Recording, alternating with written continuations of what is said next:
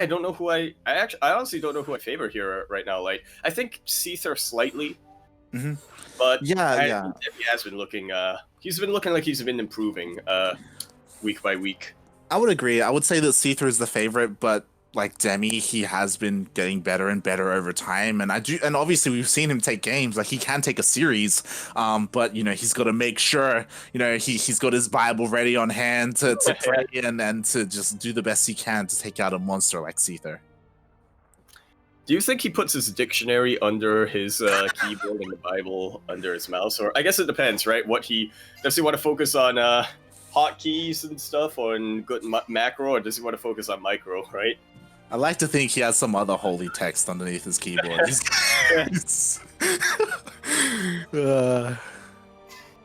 got a good supply of holy water.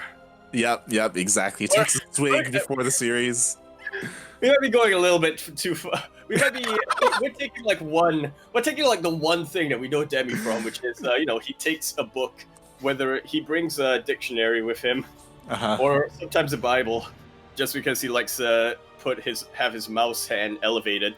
Yeah. I feel like we're taking that and we're just going all the way home with it. We're just going super ham with that one thing. Yeah, for the viewers. Fact of Demi. For the viewers in the chat who are unaware, Demi, he does like to put a Bible or a dictionary or some kind of book underneath his mouse and his mouse pad, so it's elevated a little bit. That's kind of a little bit of a trivia fact. Usually it's a dictionary, but a couple of the Singapore guys, we were just making that joke where it's like, yeah, he should just bring a Bible then. Just bless himself. All right, but now here we are, and Light, I want to tell you something. We all live in an LE submarine. An LE submarine. An LE submarine, where here in the top left-hand corner of the map, spotting all the way in the top left-hand corner of the map, we do in fact have a blue Terran player coming out all the way from the land down under. He is the man himself who escaped from Tarkov. He is representing M for Melbourne and M for Mind Freak. We have Seither. And spawning in the bottom right-hand corner of Submarine LE. It's our first time casting this map. I'm excited, Yaku. I love it. I love whenever we see this get played. And we have the Indian Zerg player representing Downfall Gaming. It is Demi.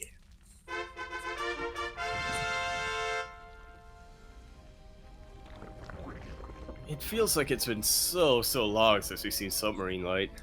It's one of these things where, like, I see this once, maybe twice a tournament, like...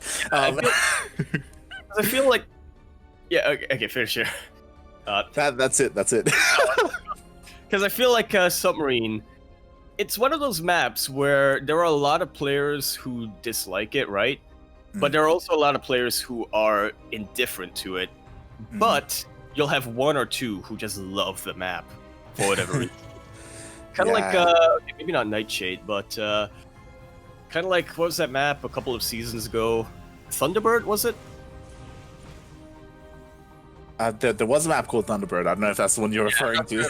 I'm thinking of Thunderbird, the first map that really had the mineral walls, but I don't actually remember if it was like that, if it was a map where a lot of people who disliked it, a lot of people were indifferent, one or two really liked it. Yeah. I mean, again, like, from my experience, like, I don't think we've had a... Like so far, all the games on Submarine have been very entertaining from a caster point of view or from a viewer point of view. Whoa! Yeah, just a little bit of a miscalculation there by Seither. I think thinking that he could get one more shot off before he can go low. Yeah, as Demi is saying, that is a little bit tragic. Yeah. Oh my god. Can we get some fanfare in the chat for... Jesus Christ, you normally don't see that. The Reaper getting a little bit too cocky, and I mean, we are on the Australian server, there's no ping disadvantage for Seither. If anything, Demi has the advantage, and... I'm sorry, Demi has the disadvantage, and yeah, oh boy. Incoming roach attack. Yeah, I mean, he's pointing out Nice. Yeah, like the big problem with losing your Reaper that early is you don't get any scouting information. So there could be a Roach attack coming, and Seither has no idea. Yeah, he can only go off of Demi's word right now. That he can. He's probably just going to be playing it pretty safe, going Link Flood on a whim. Yeah, we'll see what he ends up doing. Like, he does have a couple of Hellions out on the map, and again, this is a really small rush distance, so they're already here. We could see him dive in, or maybe even scan the main just to be safe, or, you know, just be, you know, a little bit greedy, a little bit risky, if you will, and just not go for a scout and just play this out. Yeah, I mean, yeah, for now he is just playing it pretty safe, as you did say. Fusion Core could be on the way. Lib Range is probably going to be the follow-up to this as an opening. Of course. Yes, for a quick little pause here. Yeah, and I do want to take this moment. There were a couple of people in the chat, you know, they were like, hey, like, you know, what is this channel? Who are you guys? And we are relatively new to the scene, like a little bit of background history. We started casting here in 2017, so it's been a couple of years now. We've been running amateur tournaments here. How long can we say that we're relatively new? I mean, you know, 2017 is relatively new, like compared to these people who have been casting since like 2010. Yeah. So, you know, we are relatively new. We started casting pro tournaments last year around November, October with VTL. And yeah, like at the end of this tournament, we'll go into, you know, more of what we do, more tournaments that we run. We're live 6 days a week. We've got plenty of StarCraft, not just for this region. We've got plenty of North American StarCraft, Latin American StarCraft. Yeah. So if you're a fan, hit that follow button. Yeah, NA StarCraft every now and then as well. Fortunately, a little bit lacking in what's it called, the EU region, but you know, if we can find someone who's awake at those times, maybe, fingers crossed. Looking at you, Kata. All right, so we do have BCs on the way for Seither. I did go for that Fusion Core, and I do want to just quickly check, has Demi gone in for an Overlord Scout? He does see the Fusion Core, so he is aware of what's coming his way. Indeed, he is. Didn't really go too ham on the Queen production, but important to notice that he was consistently making Queens, and now he's kind of bearing that fruit. Yeah, he just has to make sure that he has creep connecting all the bases. You know, he has a couple of spores as well, and depending on his queen positioning, he should be okay. Again, though, the BC does go into the third base location, and already getting a couple of worker kills. Yeah, getting 3, and this is a bit of an awkward position for a BC to gonna get the BC? as there's not a lot of dead air. Thankfully, there's a little bit of a respite here in this third base location. So the BC does rush to get out of there. Yeah, without that, like, the creep spread was pretty good and there were a lot of queens, so it was a little bit dicey there for the BC for a moment there, but does end up escaping. And I was about to go into that typically you have the BC go into one base and then the Hellions try and go into another. Surprisingly, the BC went into the third. So yeah, there wasn't really an opportunity for the Hellions to dive in for some more drone damage. Yeah, I'm not sure if not sure what the rationale behind that was. But I guess just using it more as a bit of a poke, right? Where Seither knew that he had a pretty good army, but he had to be sure how good. He had to be really sure how good his army was, right? And if he did, then he had an opportunity to go in with everything he had.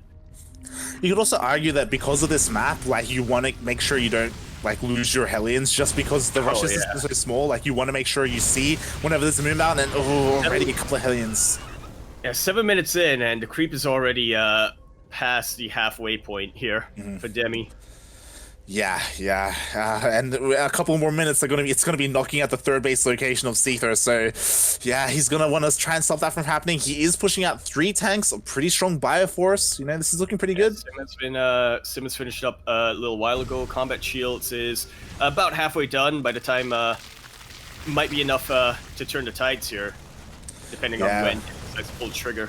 We'll see. Seither is going deep into creep. Meanwhile, Bane's speed did just finish up as well, so Ling Bane is the answer here for Demi. The Spire also did just finish up as well. Yeah, typically what you Demi trying to fight with the queens as well, just trying to draw some fire away from these tanks. The BC is going in into that third base location. Oh, a lot of these banelings not really going to be getting their connections that they want. Very nice kiting, very good splits coming out here from Seither. The Lings already being taken out, the banelings taken out behind that, and now there are a lot of queens, but what are they going to do against this many Marines? Nothing. Without banelings, it's so difficult to hold, and there it is. Seither, very adeptly, going to be taking game number 1. I'm not sure. Interesting choice of words, as that was TvZ. Yeah. Oh my god. GG. Seither takes game 1. And again, it's so difficult as a Zerg player, like, because of Submarine having such a small rush distance, obviously Seither can push harder. There's less time for the Zerg player to morph in banelings defensively. And yeah, after that first round was done, that was all Demi had. He didn't have any backup banelings morphing in, so there was nothing to stop those Marines from just pushing on forward into the third base and just ending the game. Pretty much. Yeah, and God. Yeah, this is I was just gonna say, this is a style of Terran that I both like. I guess I like playing it more than I like watching it, although I do like watching it quite a bit. It's sort of very strong 3-tank kind of pushes in TvZ. Yeah, we see it quite a bit, and it takes a lot to hold on to it. Honestly, this also goes into how Demi plays. He's an extremely reactive Zerg player, and often he doesn't make banelings unless he absolutely needs to. He often doesn't make safety banelings, so because of that, when it comes to holding these pushes, sometimes it can be, you know, a little bit on a knife's edge, and we saw it, right? He just didn't have enough. Like, the creep spread was there, you know, he had baneling speed, he just needed a little bit more time to get a little bit more army, and yeah, that was really well played by Seither. And we are going to be heading in to game number 2. Just waiting to see what map it's going to be.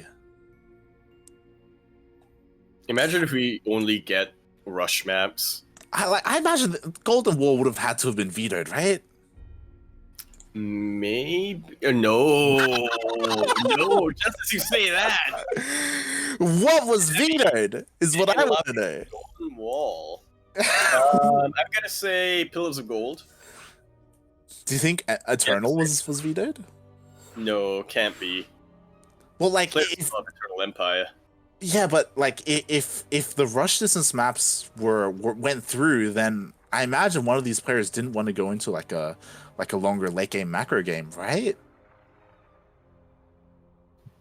Ice and Chrome, maybe? I want to say Pillars of Gold and Ice and Chrome are vetoes.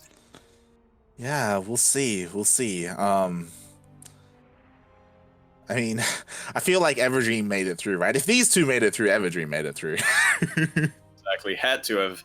And Death Aura more than likely has made it through, unless Demi and Seither are starting to get sick of it. Yeah, this is interesting to say the least. Right, here we go.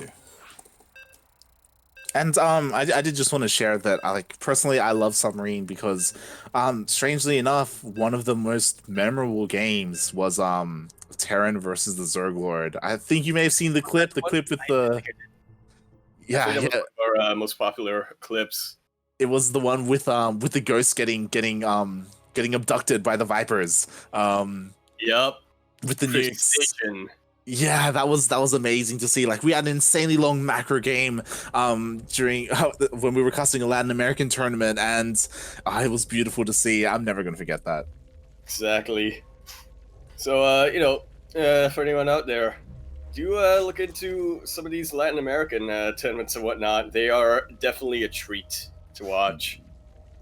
And so you have treats to watch. Here we have it, here on Golden Wall LE, the wall that is held up by the Pillars of Gold and keeps the Eternal Empire. In the left-hand side of the map, spawning all the way into the left-hand side of the map, we do in fact have a red Zerg player coming down all the way from the land of India. He is the Holy Shock himself. That really is a holy mackerel, isn't it? Representing Downfall Gaming, we have Demi.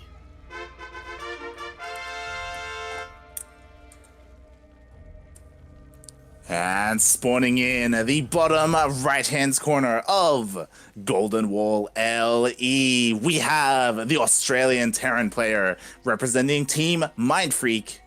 It is Seither.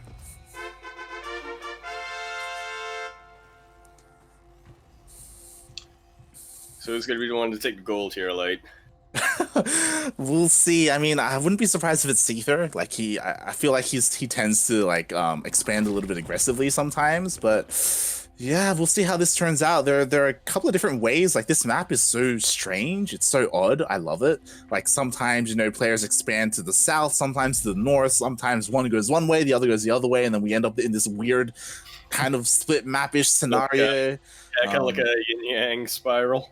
Yeah, obviously we've seen some really strong tank pushes here. I think a couple of days ago we saw a strong tank push outside the main base, right? With the minerals being mined out with Mule. Yeah. Ah, God. Was it a TVT or was it a TvZ that we watched? I think it was a TvZ. It was, yes, because the player kept trying to counterattack with Lings and just kind of couldn't really commit. TY? I want to say it was. I think so. We casted it like it was yesterday, right?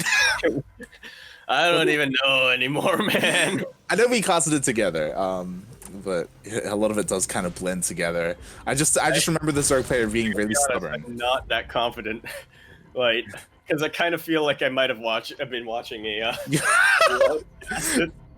Was that me and Yoda casting it instead? Was that? No, we probably casted it.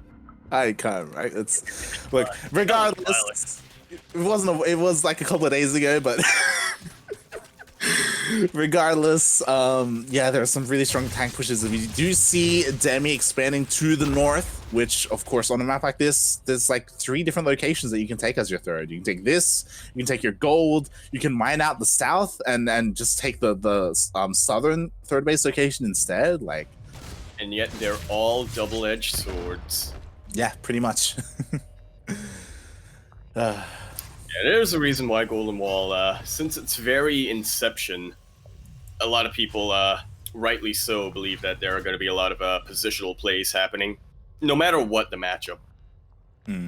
Yeah, definitely. As shout out to Steel, he did post the clip in the chat. That was beautiful. And I also wanna call someone out a little bit. Oreo, I see you in the chat, mate. I saw you in game earlier.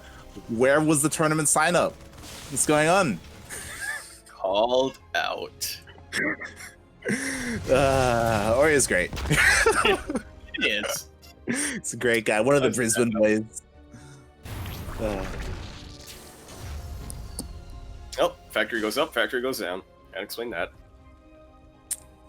Can't explain that. And I believe we did see a 1-1-1 opener coming out from Seither.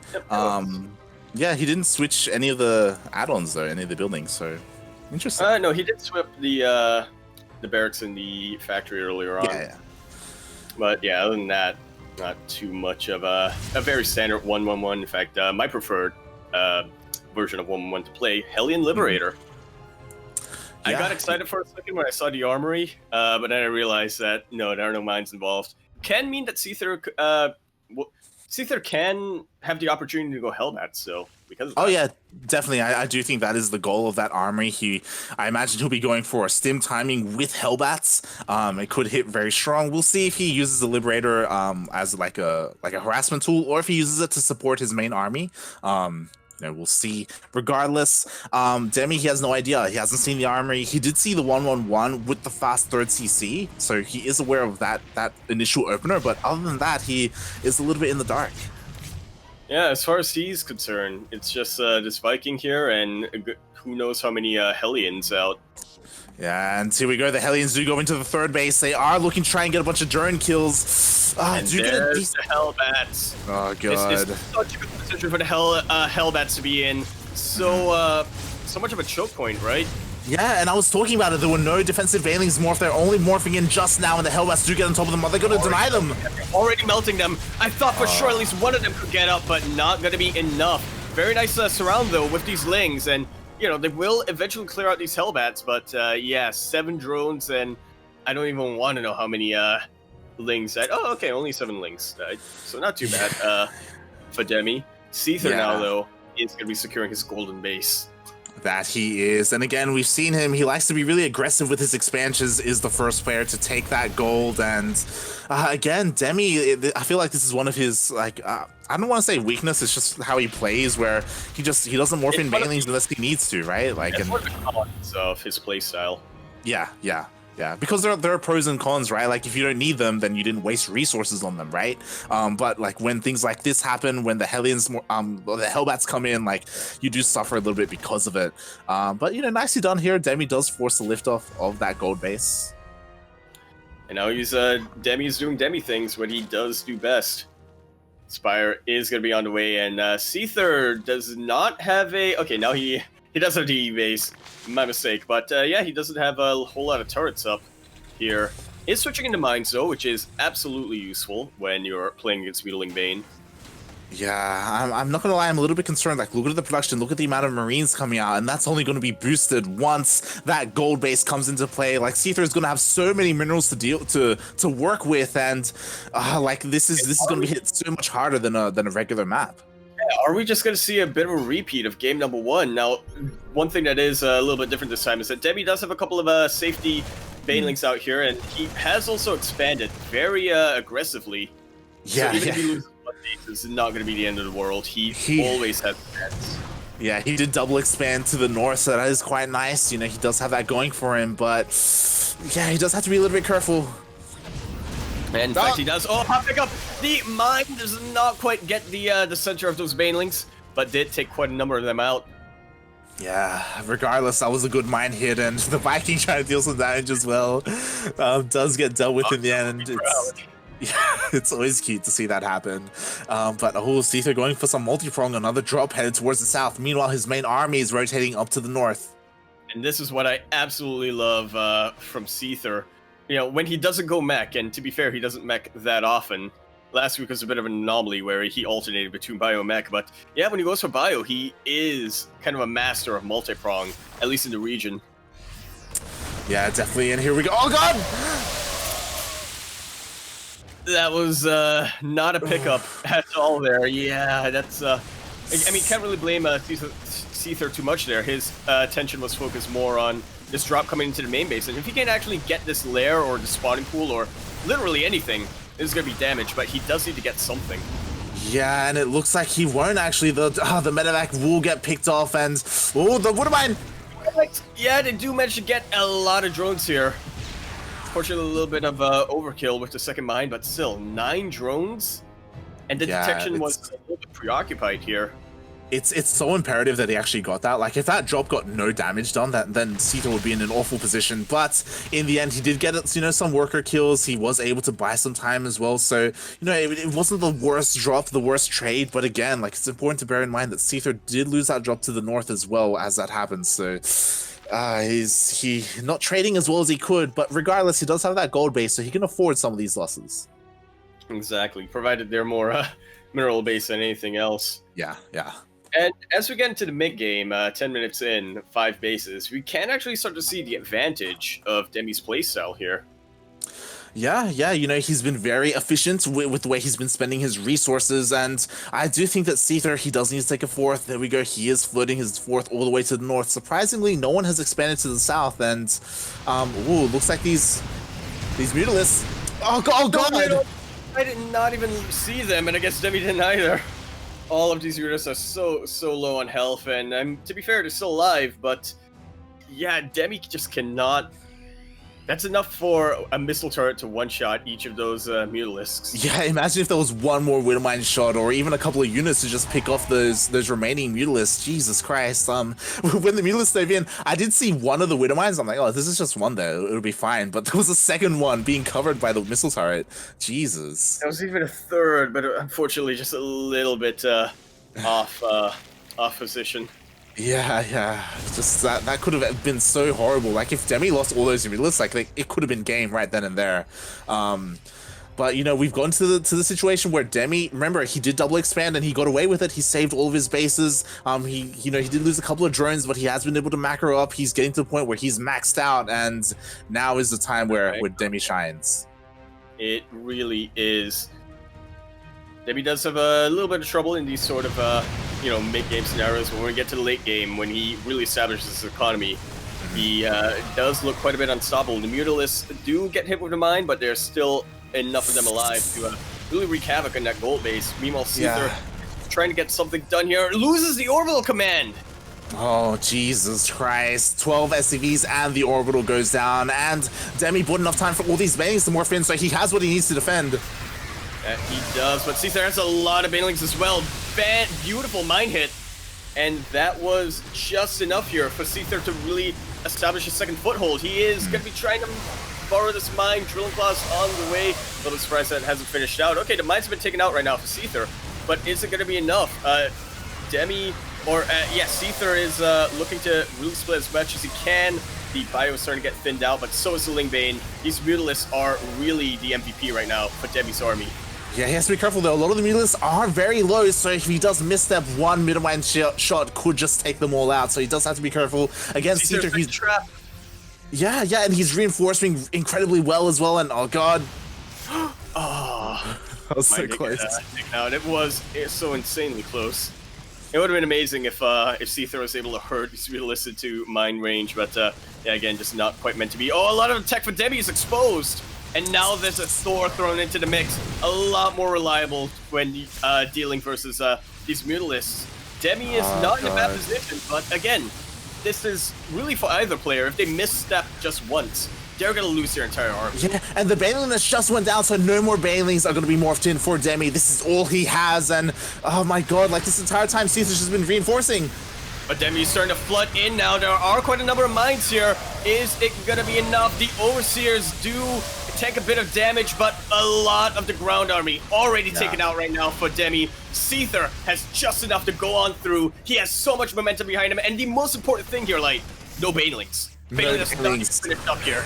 The Bailing Nest is being remade, and it isn't even done. There's only Mutalisks here, and it gets sniped again, so no more Banelings at all this game, and... Whoa, Seither taking so much value out of his pushes.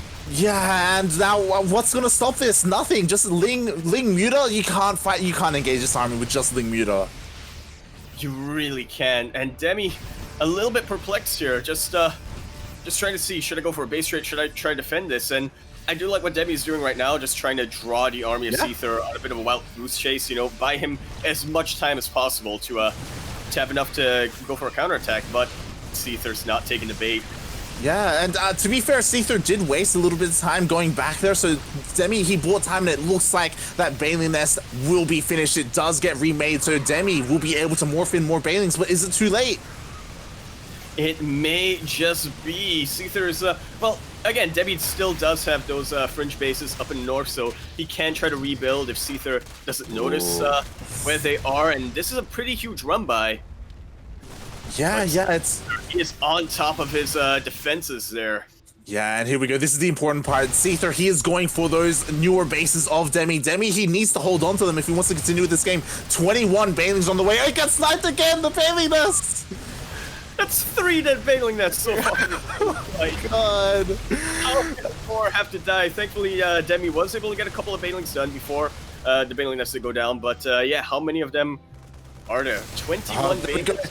Can do something with it. Yeah, they're here. They're with the main army of Demi. 21 Bailings, and he may be able to hold on with a good engagement, but he only really has 1 mining base left.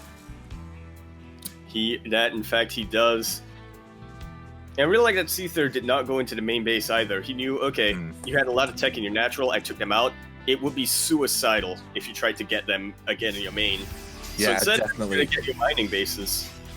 Yeah, we're in a weird situation where Seither, he also really only has 1 mining base, but he does float his main over to the gold to regain that, and here we go. This could be the final engagement of the game. It's, yeah, definitely looking likely unless Seither has a massive lapse in concentration here.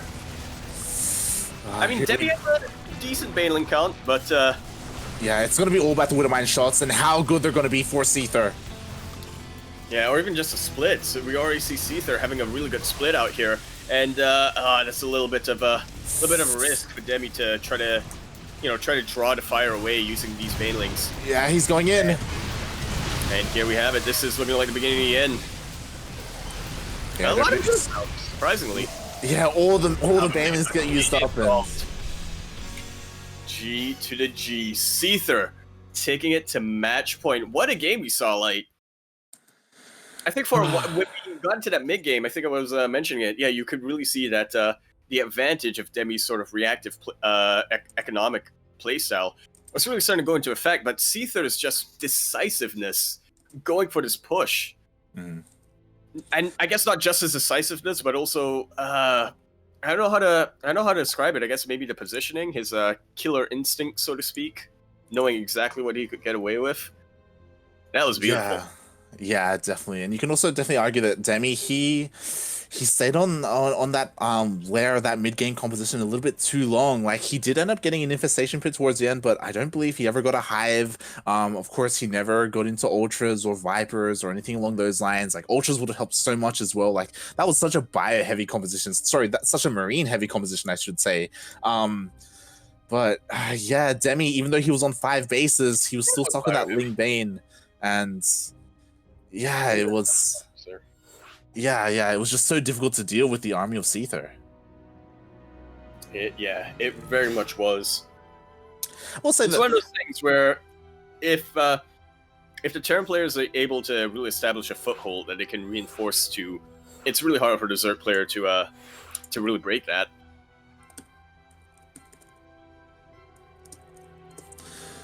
Yeah, and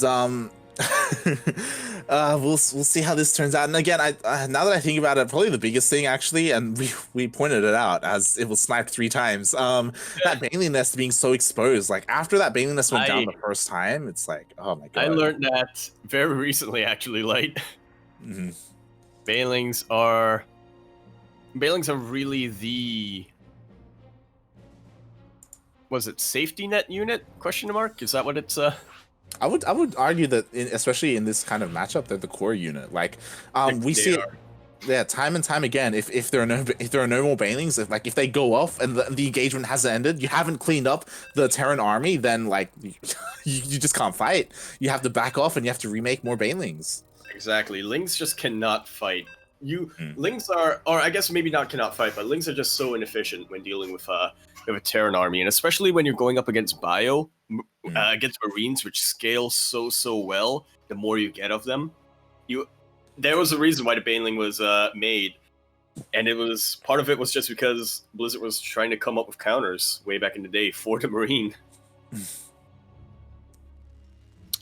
All right, and speaking of counters, we are on the map where you can throw them away, because you're going to be counting for quite a while. We are on Eternal Empire, L-E-E-L-E, Ile. We're in the top right-hand corner of the map, spawning all the way in the top right-hand corner of the map. We have a blue Terran player, a 3-time ESL Open Cup Fueled by Dare champion, and the recent second runner-up of DreamHack Masters, Oceania, whatchamacallit. He is looking to make his 4th championship here. Can he do it? He is representing M for Mind Freak, as well as Sydney. Sydney and Tarkov is going to represent here. We have Seither.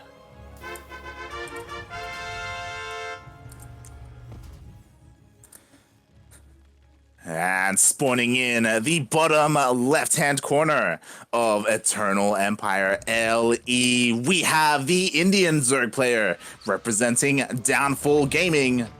It is Demi.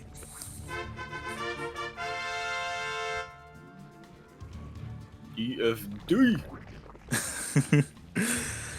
Oh boy. I can't believe it took me so long to realize that technically Downfall Demi is DFD. Oh, okay. Maybe we can use that. Yeah. Well, he already has a shark. He already has a man of God. That's true. That's true. Out these titles to other players.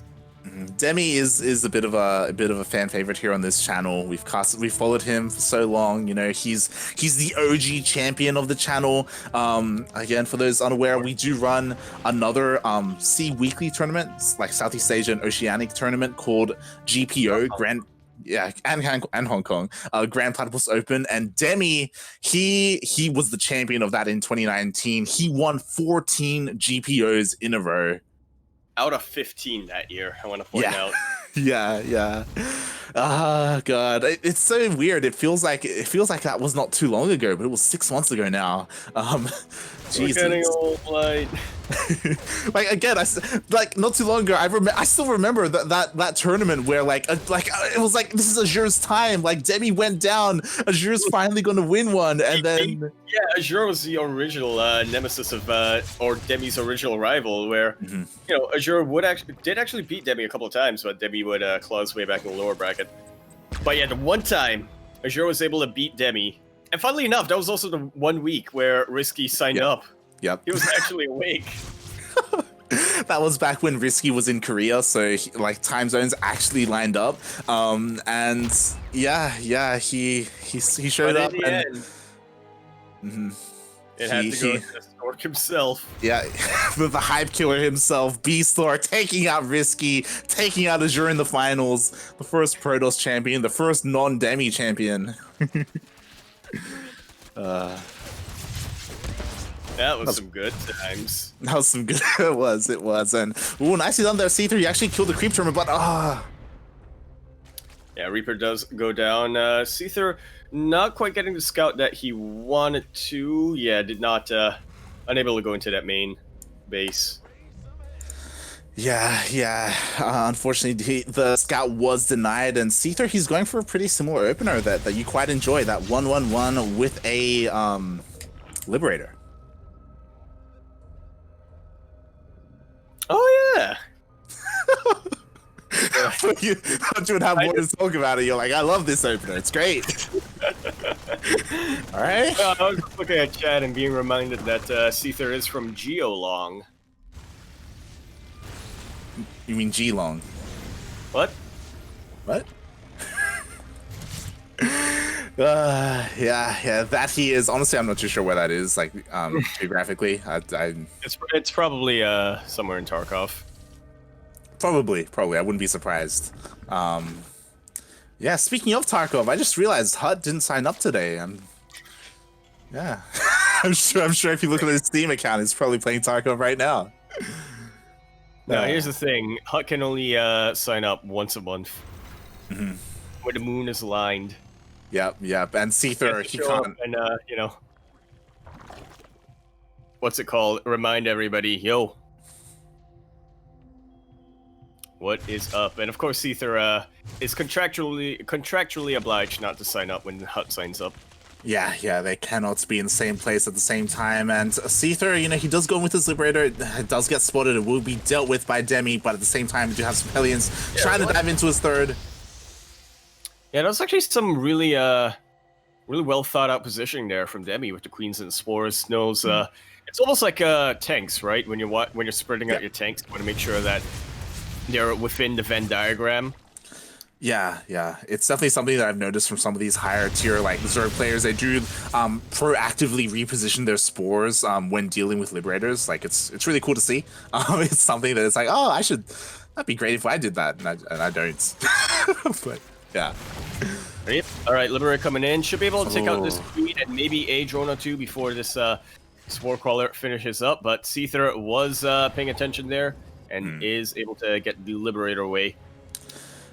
Yeah, nicely done there. And as Kura is pointing out, we do see a Spire on the way for Demi. It hasn't been spotted quite yet by Seither, so, you know, it could go unscouted. But again, Seither could just go in with his Liberator and see it, like, coincidentally. Yeah, funnily enough, were those Queens just dancing? They were just spazzing out there for a minute. I think they were stuck on the chicken, on the bird. I don't know. They were body blocked. I think they were the Karak. When are we gonna get ducks in the game? When's that gonna happen? Like sci-fi ducks, cyborg ducks. Hey, there were dogs in the game, like back in like. Oh, there were. Blackpink. Repug. Repug. You were Pug to see. The other The purple Total map. Biscuit map. What? No. What? Wasn't Repug blue? I mean, blue. What? Purple? Wasn't it purple? No. No. It was a Total Biscuit map. I'll be honest, I do not remember what it looked like. Like a statue in the middle. All right, and here we go again. Is this the same Liberator from before?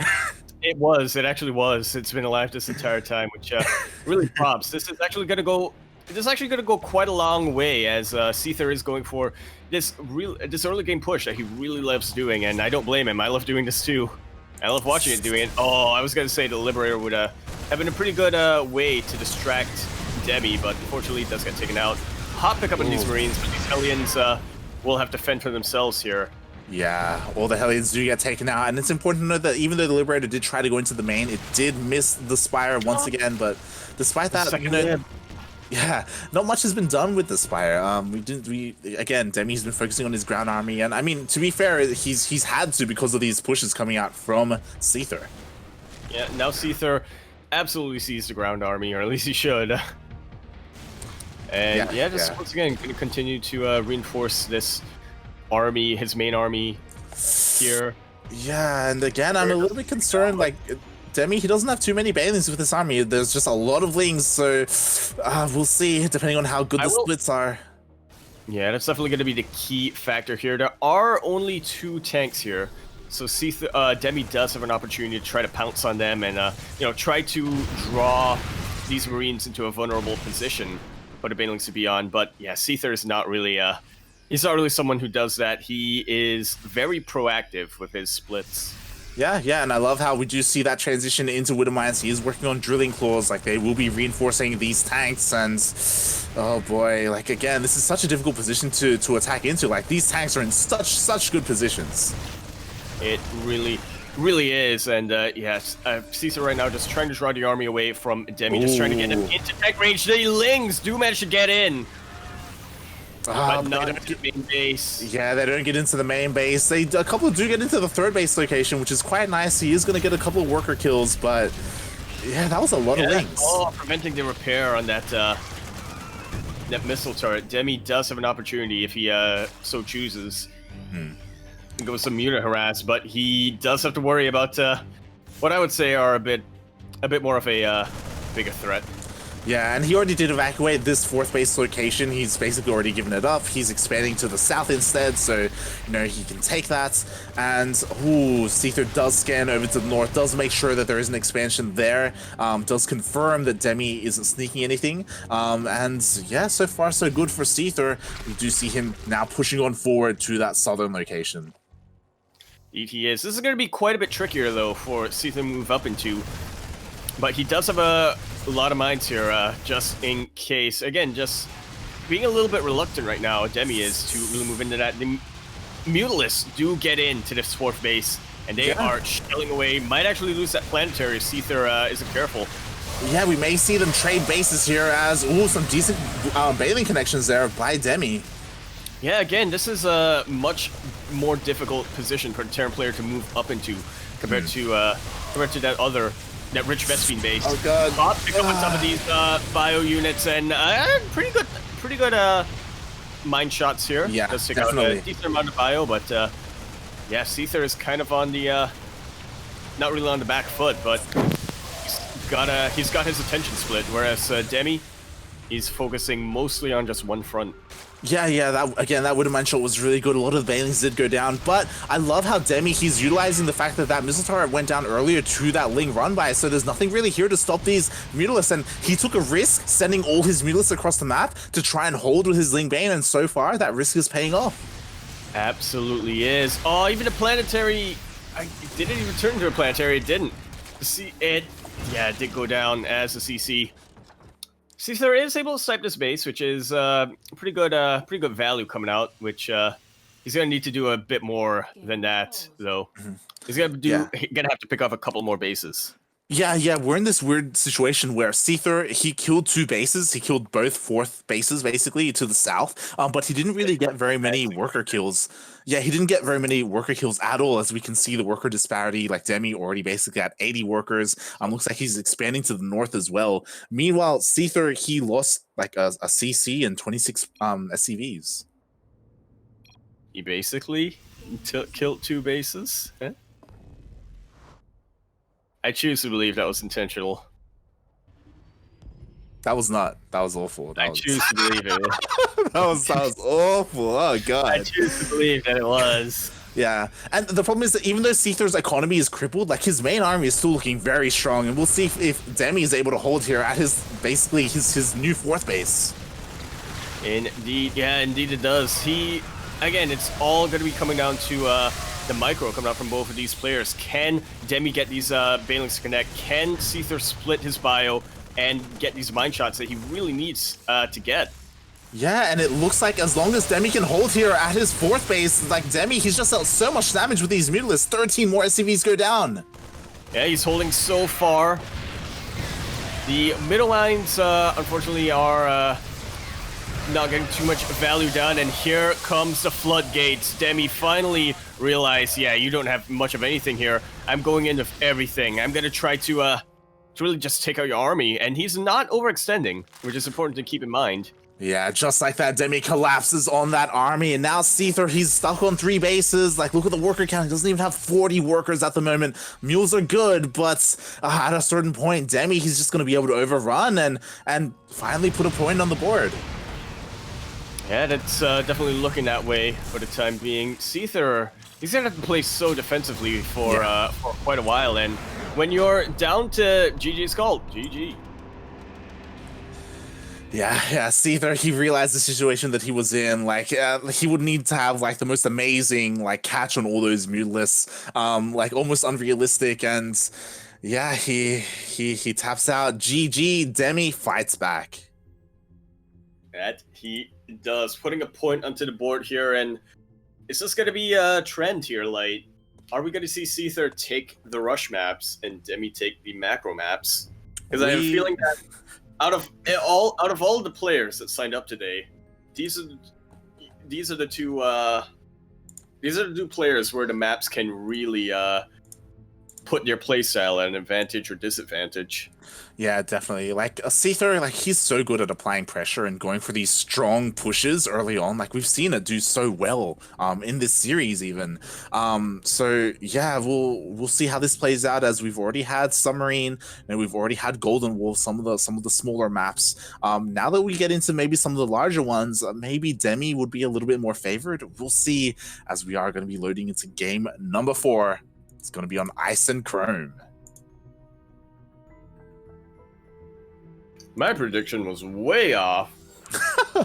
Yeah, maybe Everdream was vetoed. Yeah.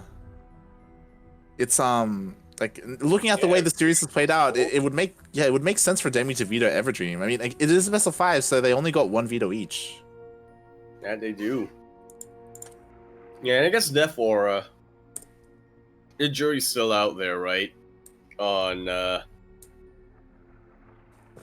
who it'll really advantage, or who will it?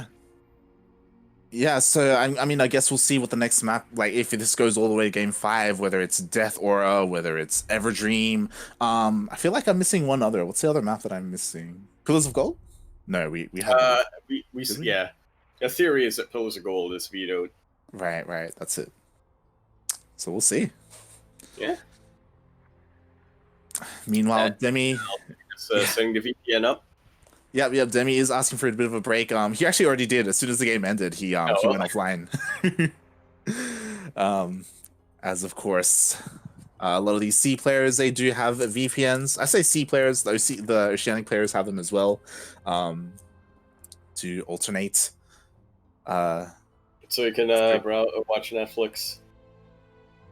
Yeah, while they play. Exactly. I mean, there are different types of VPNs. So you have the more what's it called? There are more gaming focused VPNs, because if you just use a normal VPN that's out there, it's actually going to double your latency. Yeah, yeah. I believe a lot of these players use Mudfish question mark. Yeah, Mudfish. Yes, yes. A bit more of a lighter thingy. Yeah, yeah, and of course, like there was a bit of talks around servers, and unfortunately, like the Singapore server isn't always stable. Like sometimes it's fine, sometimes it's not for the Australian player. Like it can be a little bit inconsistent.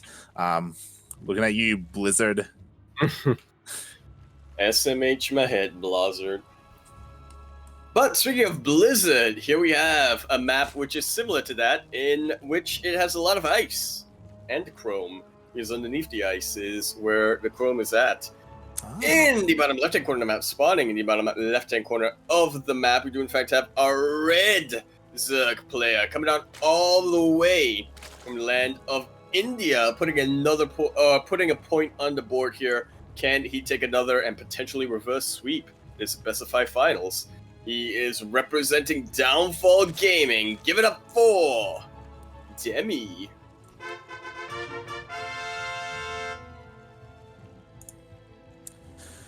And oh boy, spawning in the top of right-hand corner of Ice and Chrome LE, but also proxying over on the left. Oh, but it looks like it may get spotted by the Overlord. We have the Australian Terran player representing Mindfreak, or Team Mindfreak. It is Seither. I go for Mindfreak SC personally. Yeah, they have other teams, other games under their other divisions. I just wish they had an S at the end, so it'd be less awkward. Mind Freaks, right? It flows off the tongue a little bit more. Mind Freak, it feels like I have to stop myself before I keep keep going with it. Yeah, it's one of those syllable things is going on. Demi has now scouted the proxy. He has. So, he sees the Marine as well. Chill with the copy passes for the time being. Yeah, yeah. So, Demi, he's aware of this. He does see it, and it looks like he has pulled a couple of drones trying to stop that bunker from going down. Nice little preemptive pull coming out from Demi, and this initial bunker is not quite where Seither would want to build it. But it is a very safe location. It should be able to cover the other bunker that's going to be built. Will it be enough to cover the SCV, though? Very nice drone drilling here coming out from Demi. Already taking out 2 Marines for the cost of 3 drones. He denies them. He denies both bunkers. That is absolutely key right now. Right now for Demi. Oh, that's he's gonna try and go back in. He's trying to get this bunker, and he might be able to get it, but there's no way for the Marines to go into that bunker now. Exactly. It's so important the way Demi's playing this out. He's zoning out the Marines so they can't even get to the bunker, even though it finished up. And in the end, these Marines may be able to clean up these links, but as long as the bunker goes down, then it's fine. Exactly. There is already 1 bunker up, but yeah, as you were saying, that's not going to be enough, and it is quite a ways away from the ideal position. These Lings can't production right now, basically. Exactly, like the momentum is not there at all for Seither, and Demi, he has pushed this all the way back. He has dealt with this proxy quite nicely, and Seither, when is he going to lift up? Like, is he just going to keep pumping out Marines? Like, what is the follow-up, as we do have a factory in his main base? Starport on the way. On top of that, I guess just going to be a transition to more of a bio mine style, or potentially even bio tank, depending on how this plays out. Definitely, and we'll see how this plays out, as Demi, he is ahead at the moment. He did completely stop that proxy. Like, he's got the worker advantage, he's gonna have the tech advantage, he's gonna have so much going for him. To be fair though, like, this isn't the end for Seither. Like, we have seen many Terran players transition out of this. Like, it has been done before. So there's a player who won an entire tournament on the back of that. No names. Maru. Yep, Maru, he's done this as well. Yeah, so we'll see how Seither handles this. Well, no matter how he handles this, Demi is definitely giving him a bit of time to do so, which is probably the correct response. Ice and Chrome is just a massive map right now. It's going to take quite a while for any counterattack to really get in and do any damage, and yeah, we already see that there are a couple of Hellions already out. Fusion core gonna be on the way. You know what that and means? Combining that with a Hellion drop. Yeah, yeah. So Hellion drop and Range. Linked with range. It's on the way. Absolutely what you want. Like, you know, when you go for Hellbats, how many people go Hellbat BC, right? Right? This is You accurate. get me, like? Yeah. I am the man who speaks the sense.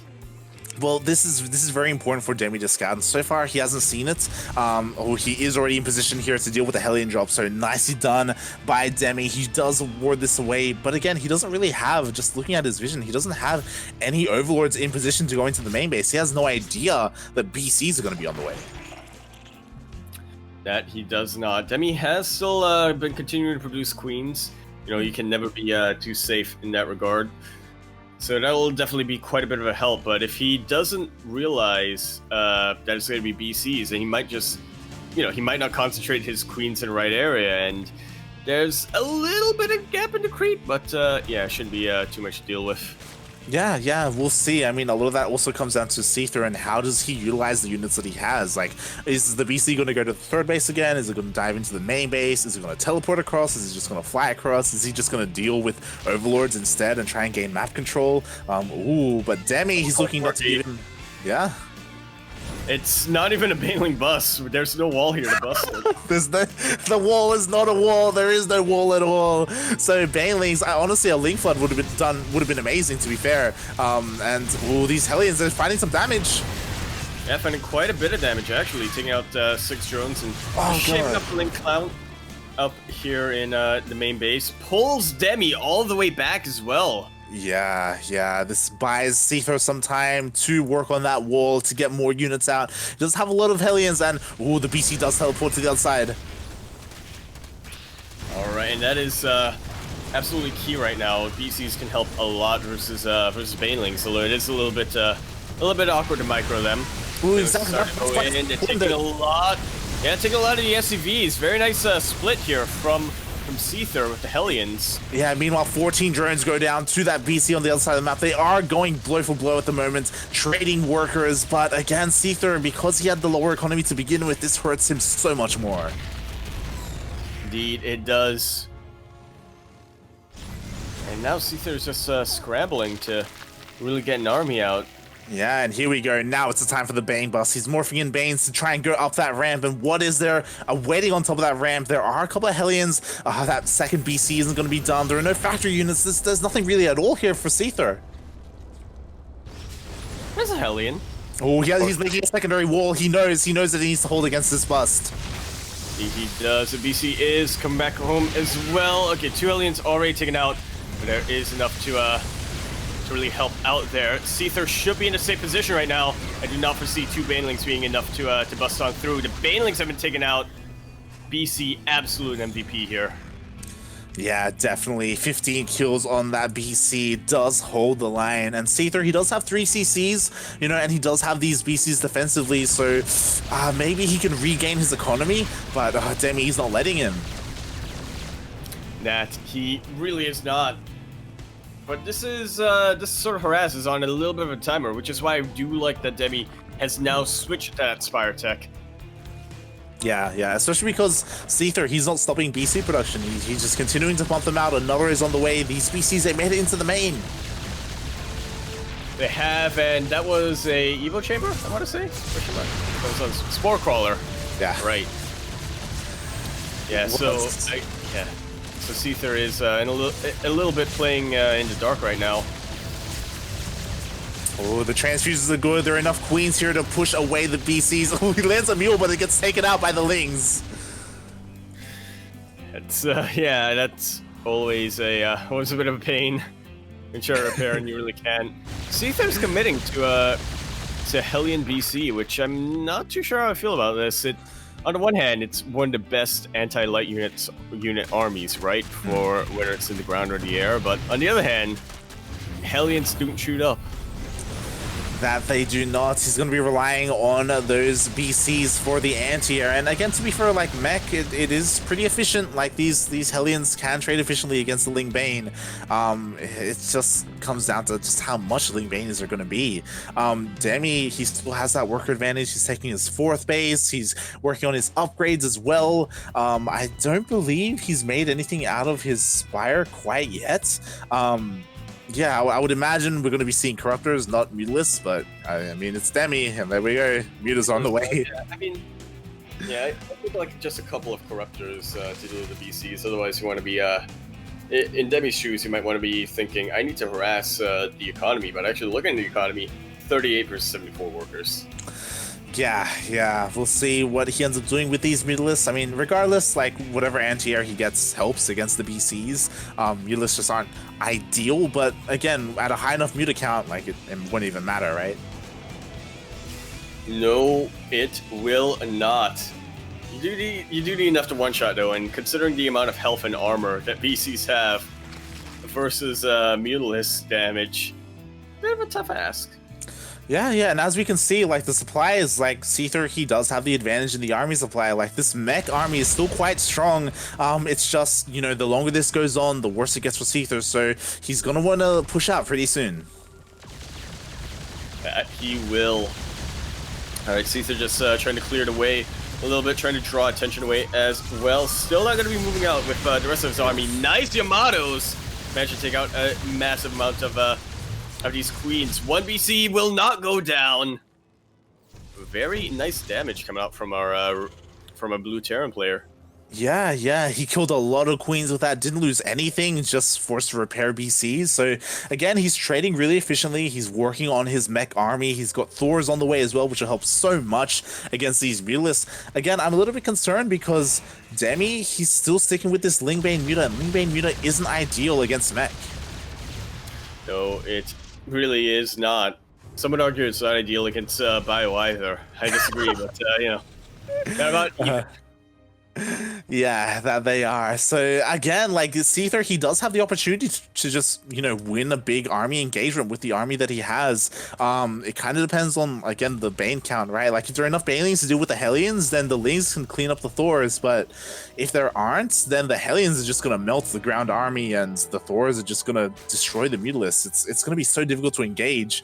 Oh my god, even Widowmine's on the way. Why not? You really want to max out your, you know, your anti-mutiling Bane army. Yeah. What better to get than mines? We do see these Mutalisks just starting to get even more damage done. Seither went from a terrible economic position to an all-right one. Yeah. And now Demi's looking to turn that back down to terrible, but not gonna be the case here. In position, gonna be finishing up here for Demi. Yeah, Demi, I do like that he is, you know, he is taking up, he's working on eventually getting his hive, he's getting a 5th base as well, like he's making sure he has that economic advantage, but he, you know, for a while now, he hasn't really been able to deal too much damage to Seither's economy, so Seither, he's clawed his way back into this, still on 3 bases, he would love to get a 4th, but again, his army is still looking pretty solid. Indeed, it is. Was that a cancelled CC? I vaguely remember a CC being built here. I'm not too sure. Look, I heard something lift. Not too sure what it was there. I'm starting to get a little bit worried for Seither, if I'm going to be honest with you. Like, Demi is just doing such a good job of buying himself time that he's already maxed out. He's banking up. He's neglected upgrades a little while ago, but now he is really starting to pump into them. Well, I feel like Seither, this is what he wants. I think he's just focusing on being very defensive. Like oh my god. Ugh. Massive connection here in the main base. Yeah. And the missile turrets are going to be enough to clear a couple of them out at least. And just like that, 12 Mutalisks go down. And this is what I mean. I think Seither, he wants to be the defensive turtle Terran right now. He wants Demi to push into him because Seither knows he is at the disadvantage and he can just trade more efficiently. And just like that, you know, he kills a clump of Mutalisks. And now he's, again, slowly just trading better and better, buying enough time so he himself can max out.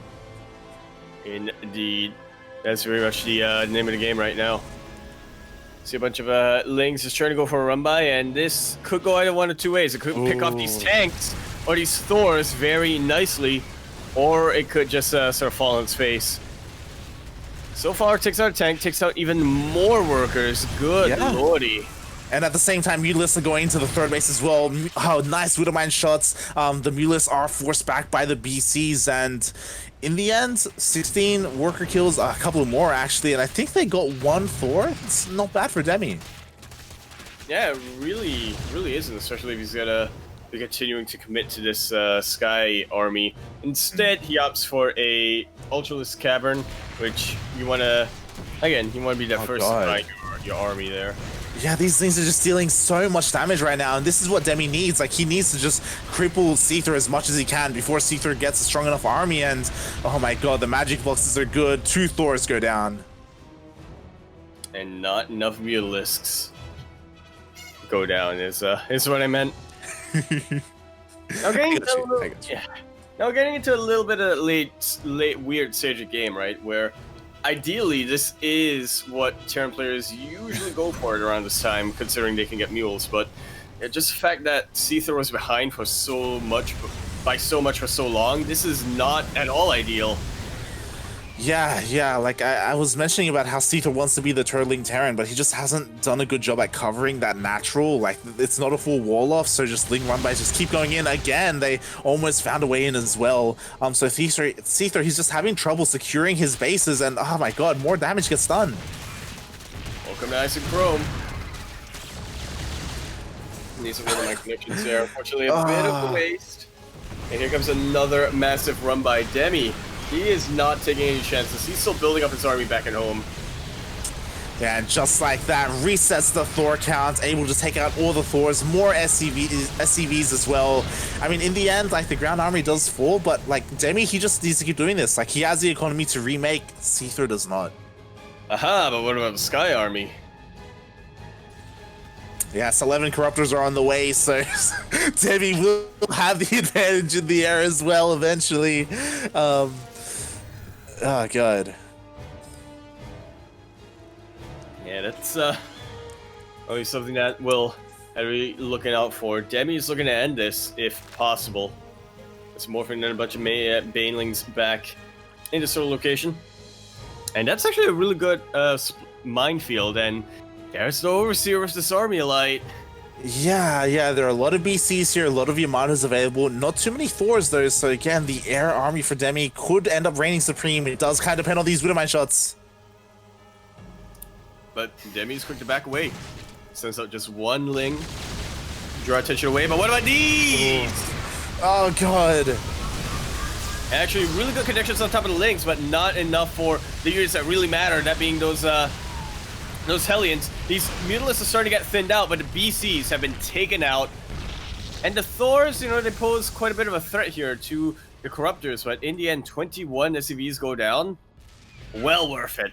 Yeah, that's the problem, right? Like, Demi, he loses a lot, and so does Seither, and Demi, he can just rebuild, you know? He just makes 6 Ultralisks after that engagement, so he's focusing on the ground army. He was able to kill all the BCs, so Ultralisk will be reigning supreme here.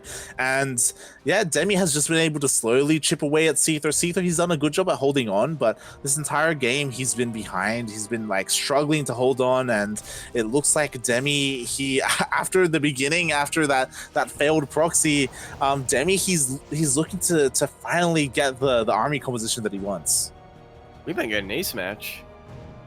That we could. It's definitely looking that way. Again, a lot of it kind of comes down to the Widowmine shots, but another Thor gets caught out.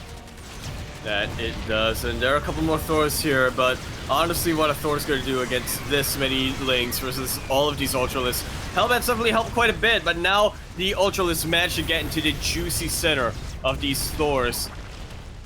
And yeah, another base being taken out here, and Seither, look at the supply difference, like... Yeah.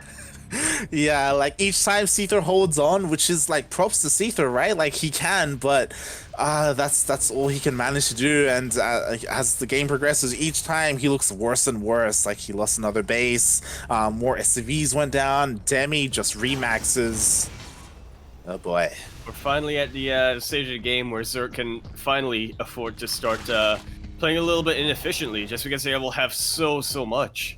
Yeah, and we've gone to the point where the creep has reached the third base location of Seither. It's all here. I like that line.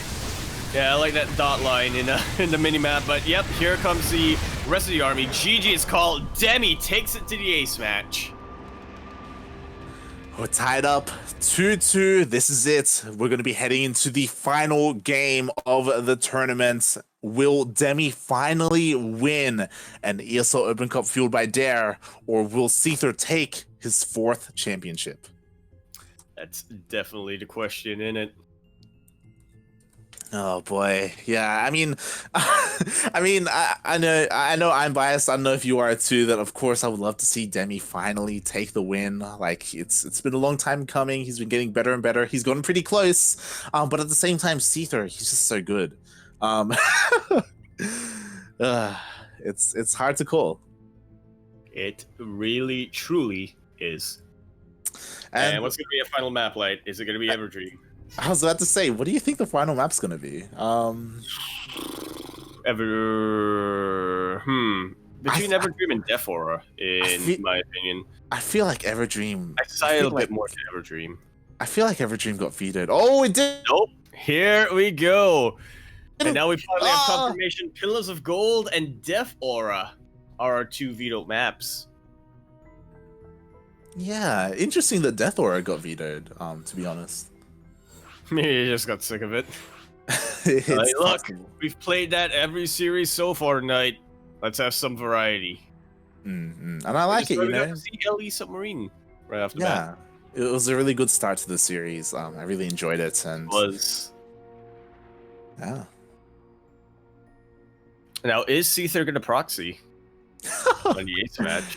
I don't think he's that crazy. He's not Hut. Like if this was Hut, yes, yes, he would.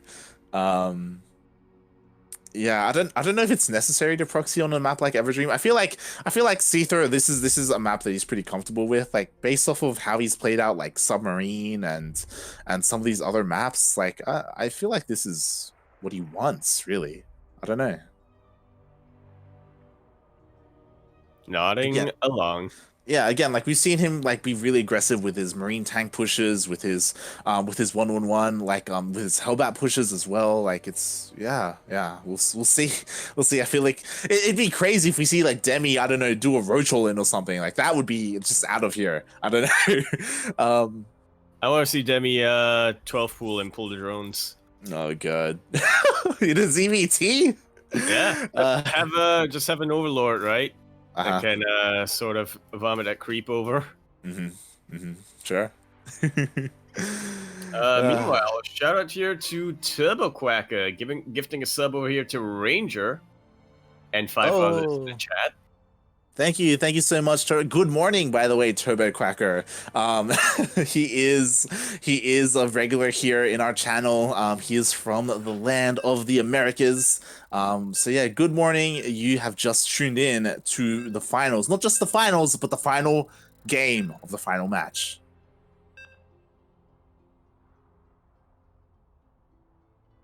It all boils down to this. Yeah, that it does, and I'm surprised we haven't had a crew, please. I feel like if we did, this could be a very short game. That's probably why. You want? Imagine a crew, please, on Submarine. How short is that game going to be? All right, but that's enough speculation coming out here, as we are now coming in at the ace match. Our players are tied up 2-2, much like the upgrades that I never get. And it's all going to come down onto Everdream, L.E. Daily Edley. In the bottom left-hand corner map, spawning in the bottom left-hand corner of the map, we do in fact have a blue Terran player looking to prevent a reverse sweep and then and claim his 4th ESL Dare Cup. Can he do it? Representing M for Mind Freak as well as M for Geolong. And ready to give it up for the man who escaped from Tarkov himself. It is Seither.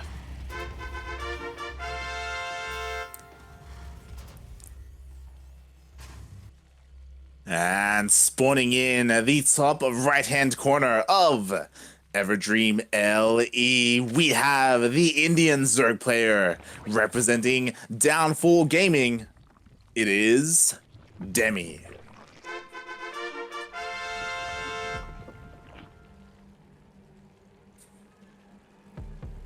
Alright, so no proxies and no 12 pools. A little bit disappointing, but it is the ace match, so it makes sense our players are playing about as safe as they possibly can.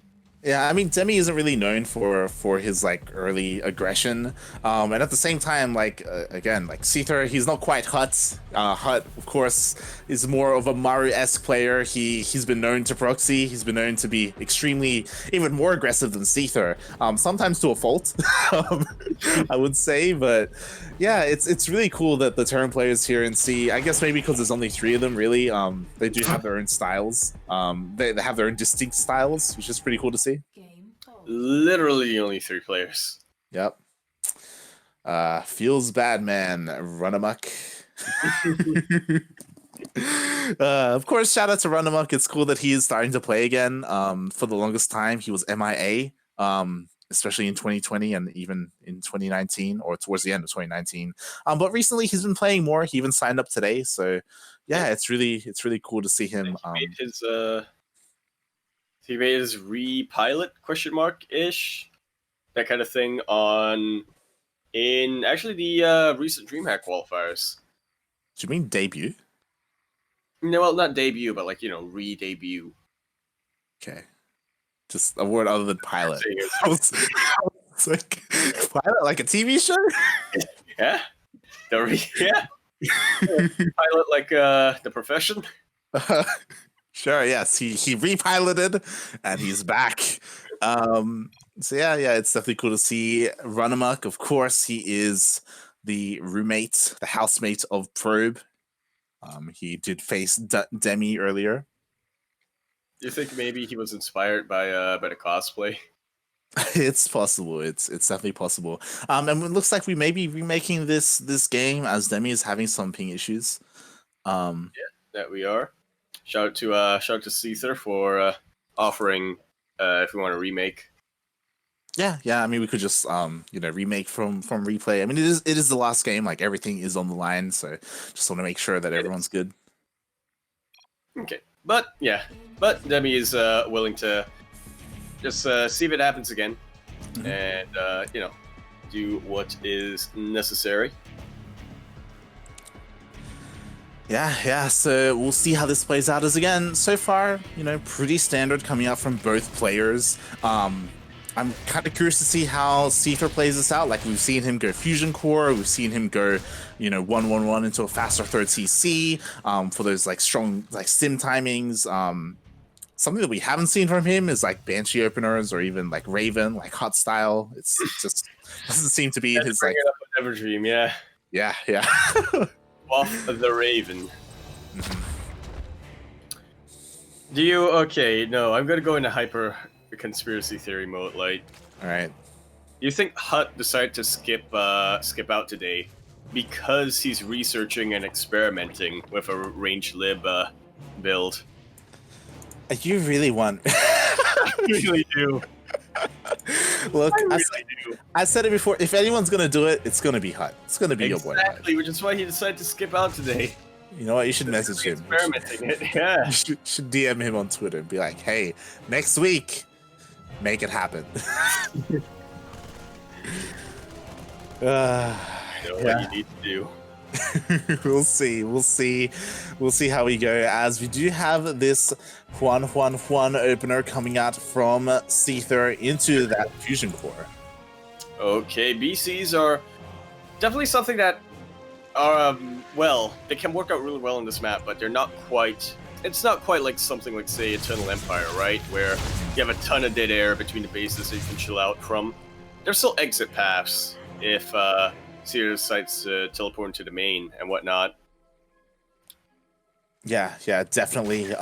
We'll see how he utilizes it. I was really curious to see Seither. He didn't really try and hide the Fusion Core. It's like right next to his production buildings. It's not like behind the mineral line or off to the corner of his base, which was a little bit interesting to me. I honestly don't think I've seen that.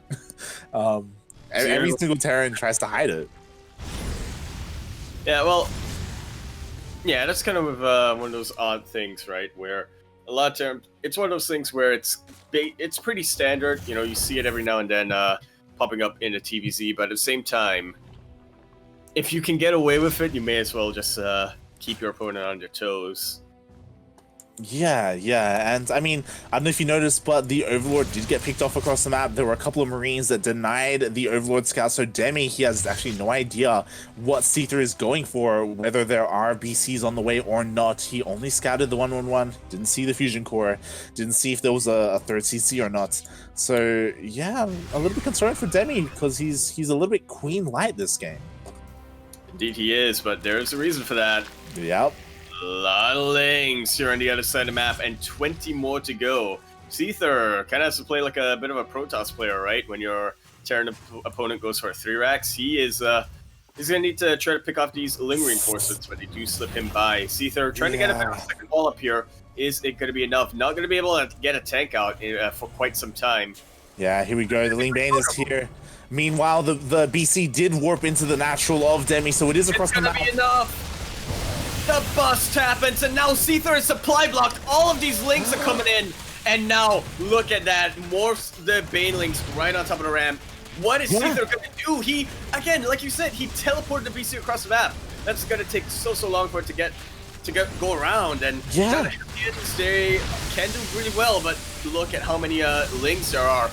Is Demi gonna win his first ever ESL Open Cup Fueled by Dare? It could be. The Lings are getting in. More and more SCVs are going down. It looks like there may be enough with the SimCity. Oh my god, what amazing SimCity Seither has. He holds up in his main base. And the BC, it's still on the other side of the map. It honestly, it didn't kill too many workers. Yeah, it really didn't. And it's, yeah, no. Seither's gonna have to wait for a teleport. It cannot move away from that. Considering how low it is, but now, yeah, here come the Lings. As a wise man once said, when Demi gets in the lobby, the Lings come out. That they do, and it's so important that he's getting these NG bays. Seither, he will be able to hold, and Seither, he's not in an awful position because he does have that third CC. Yeah, it's not unheard of for Seither to be able to, you know, just really focus on worker production and come back in this game. Would be nice, you know, if Chrono Boost was available, but you know, you have to work with the race you're at. Yeah, like Seither, he's behind on workers, but again, it's not too bad. Like he can macro back into this, but oh, it does look like Demi's also having some ping issues. It's such a shame, especially like in a game like this. Like he's actually looking so good right now. Oh boy. I have to wonder if it's because he had ping issues that he decided to go for the Bane bus. It's definitely possible. It's definitely possible that is the case. Jesus, Light. When we paused, look at Demi's APM. Jesus Christ. And Crystal. Yeah, and of course these guys are friends, so you know they are willing to accommodate for each other. But yeah, we'll see what the follow-up is here for Seither, because again, like he does hold, he does have triple CC, so he does have triple SCV production. He has all the mules as well. It's going to be on these drops that are now moving out across the map to deal some damage. It will. This is the first step for Seither to really get back into this game.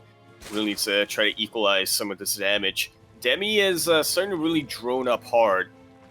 He knows that Seither is going to be vulnerable for quite some time. Can't really go for any big pushes that Seither usually likes to do. Yeah, Demi, he's just working on his fourth base. He's getting all his upgrades, like Baneling upgrades as well, Overlord speed, everything that there is. And here we go. The drop is getting into the main base of Demi. The Lings aren't quite here just yet, but we'll see how much damage that gets done. Like, there's a lot of time here for Demi to respond. Yeah, it really is. There aren't a lot of Banelings back here, so yeah, it's going to be a little bit awkward. Demi going to be continuing to try to get these surrounds to the Lings, and yeah, hot pickup is always available. Seither's starting to push out now, and yeah, if we look at that, Demi took a little bit of time to really drone up, and it might actually hurt him. It's all going to come down to these Baneling hits, if they can even hit. Hot it pickup is. coming out from Seither. I love what he's doing with his Medivacs right now. Yeah, He yeah, knows he's kept, exactly what he can get away with. yeah, he's kept all his Marines alive so far, but does This is a good location for Spore Crawler. Loses one full medevac of units. This BC is acting as a lot of it, basically acting as an anchor point right now for Seither. Yeah, definitely he will get a queen here. I mean, he does split the Spire as well, and we'll see how much more damage he can get done. More drones are going to be going down as well to this BC, and as we see on the minimap, Demi, he's just pushing out across the map. Oh, this is definitely a risk that, there's definitely a risk. We do see a teleport way back into this third base location, and now with the BC is what I mean. Fumbling it a little bit. Oh god. Oh, the banelings are here. Yeah, the banelings are here, but so is the tank, and it is right in position here to defend from Seither. Seither, he looked like he looked so behind in this game, but with the proper macro. Oh my god. More drones are going to be going down. Oh, Mulus gets sniped as well as they hatch from the eggs. And again, with these medevacs, Seither will be able to evacuate if things get too... Oh god, but with the medevac, with the Mulus, everything gets picked off. Yeah, Demi has once again been able to hold right now, but it's starting to worry me a little bit right now, Light, for Demi. Again, 3 CCs. It really helps Seither get back in terms of the worker supply. It's gonna be pretty soon where Seither overtakes Demi in terms of that worker supply, and once that happens, the army is gonna be pumped out. Demi is already behind on that army count. Yeah, Seither, like he was able to rebuild his worker count. It's at a decent count at the moment. It looks like Demi, he's trying to put a stop to that, but the army of Seither, it's pushing into the third base of Demi, and as you were saying, Seither does have that army advantage. Really, truly does. Again, there are a lot of banelings here for Demi, which is definitely something, but yeah, he's kind of making a trade-off, not having a lot of links here. And once again, Seither, if he's known for anything, it's his pre-splits. That he is, and again, with 3 tanks here as an anchor point, honestly, it doesn't look like Demi has enough banelings to deal with this, and Demi, he evacuates the base, he loses the hatchery, and now Seither, he is trying to rotate and reposition, does have to make sure he doesn't get caught unsieged. Yeah, that will absolutely be, that'll be the way for Demi to come back in this game. Seither actually going to be taking a bit of a retreat. Yeah, going to be going around trying to get that, trying to get a bit of a high ground position. Yeah, and I love this. He will be positioning his tanks quite nicely here to the south as he rotates around. And now Demi, he has a decent baneling count, he has a decent army, but there's no crease spread here. It really isn't. Demi did not overextend too much here, but again, this is a really good position for tanks to be in. Oh, all those drones are so exposed. Oh, so much, yeah. They really are. The Mulus is starting to come in, picks off a tank, which is a pretty good first step. But again, moving off Crete, look at the split coming out from Seither, and I think this might be too much for Demi to deal with. Split's actually starting to catch out the Marines, and Demi chases this away. Yeah, Demi holds. He had just enough banelings there to wipe out all the Marines. But again, Seither, he's on top of his production. He has remade his army. And again, they are pretty even. I say even, I will say Seither, he's ahead in the workers now. He very much so is. This is the power of getting 3 bases up. Yeah, again, like, that's what I mean. Like, even though Demi got a lot of damage done early on, the power of 3 CCs should not be underestimated as Seither has gotten back into this. He's even establishing his 4th base, which is what I was a little bit concerned about, that Seither was a little bit oversaturated, and even catching a couple of these Mutalisks. Yeah, looking to try to get a flank there with the Marines. Thankfully, Demi does fly away with these Mutalisks. So that's pretty well done. But Seither is taking this seriously. Taking the Mulus threat seriously. He knows that he's got a decent tank count. Actually, I'm gonna have to double check there. Yeah, okay, 1 tank. It's, you know, you want to be prioritizing Thors at the moment, considering how scary these duelists are. Yeah, on that note, the one thing that is worrying is that Seither, he's just getting his 2nd factory underway, so his Widowmine, his tank production just isn't quite there yet, and that is where he's vulnerable at the moment, is that Ling Bane. So yeah, he will be wanting to stay back a little bit until he starts working on those Widowmines. Yeah, definitely. But that shouldn't be too much of a... Should be too difficult for Seither to do. We already see he does spread his bio out here very very nicely. It's almost like he's almost using his Marines like queens and swarms, right? That's covering for the mutas. Indeed, and I'm honestly getting more and more worried for Demi because 3-3, it's not too far away for finishing for Seither, and meanwhile, Demi is still working on 2-2, so he will have that upgrade disadvantage. Meanwhile, Demi, he doesn't even have Hive yet. He's still working on his Infestation Pit. That he is, and Seither's almost going to be maxed out here. The trigger is about to be pulled. Seither's already moving out. His 3-3 will be finished fairly quickly.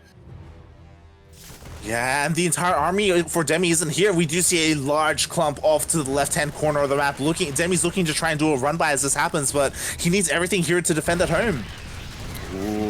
He does, but Demi is just trying to draw Seither back, and yeah, Seither does reciprocate this. He is going to be coming around. Ooh, hot wall up.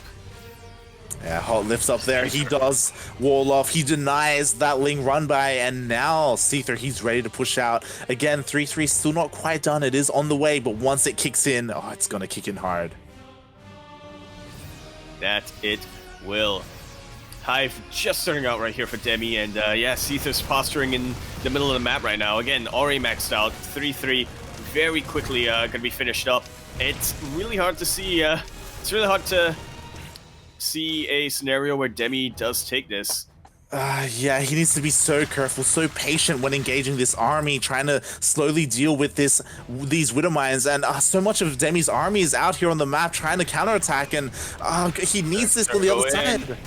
Oh, they're so tankier though. These Banelings will be able to take out the Planetary and quite a lot of workers, but now we have to take a look at the other side of the map.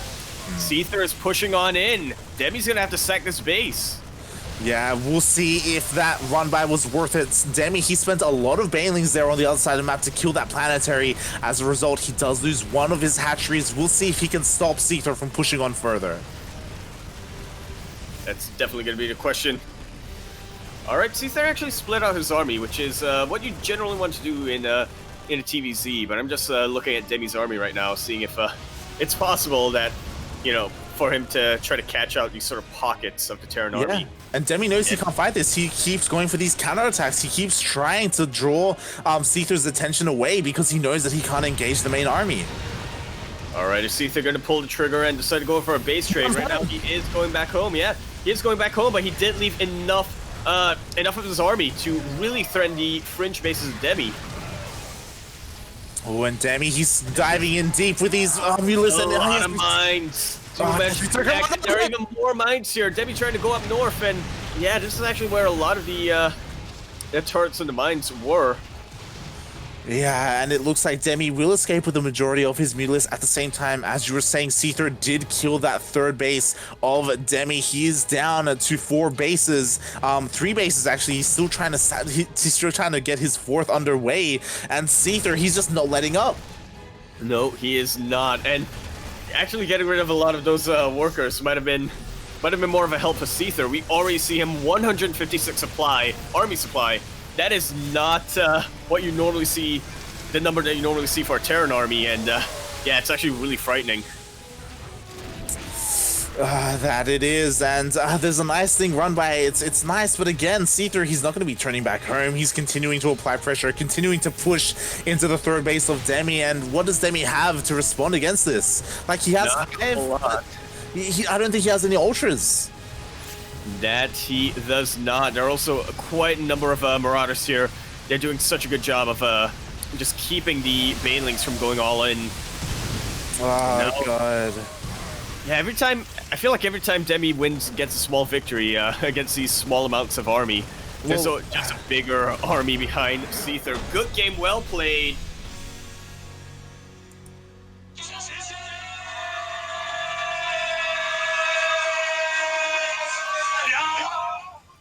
And Seither is gonna be your 4-time ESL Open Cup Fueled by Dare champion.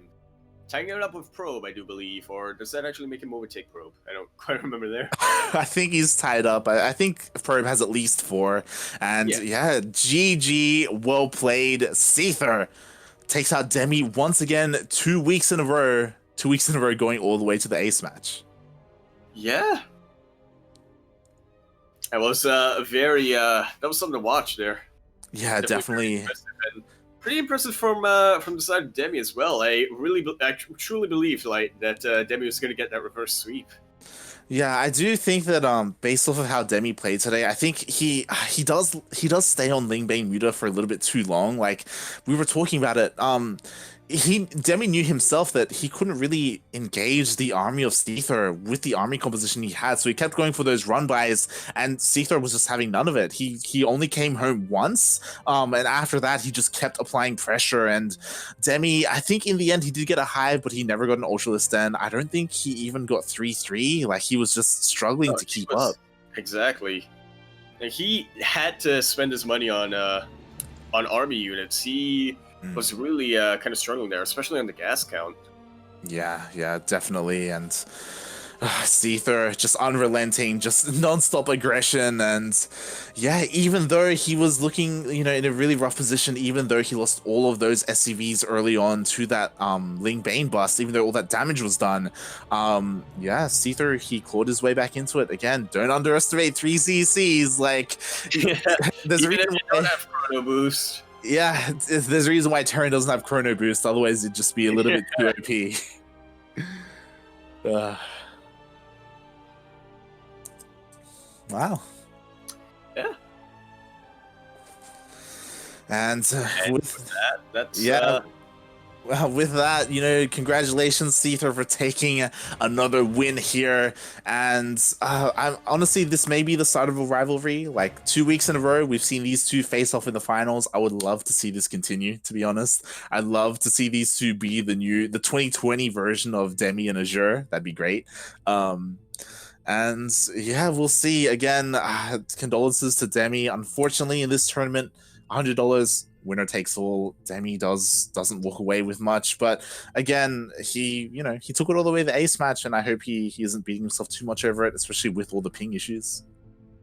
oh yeah, that was really unfortunate, especially in the ace match, right, where Mm. Demi actually looked like he was doing so well in that early game. It's yeah, it's a little unfortunate, but yeah, hopefully it's a sign for things to come, Mm-hmm. at the very least.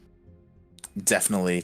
And yeah, before we do, like, that is the last series of the nights. And before we do close out, also huge shout out to Dare Iced Coffee. I'm sure you can tell by all the branding on the stream. This turn. Yeah, this tournament is sponsored by Dare. Dare, of course, being a pretty popular iced coffee drink in Australia. Unfortunately, it isn't available outside of Australia. So, for the Australians watching, do show your support. Even on social media, let them know. Let them know that we're really grateful for Dare to invest into esports, invest like into StarCraft, especially StarCraft and Warcraft 3.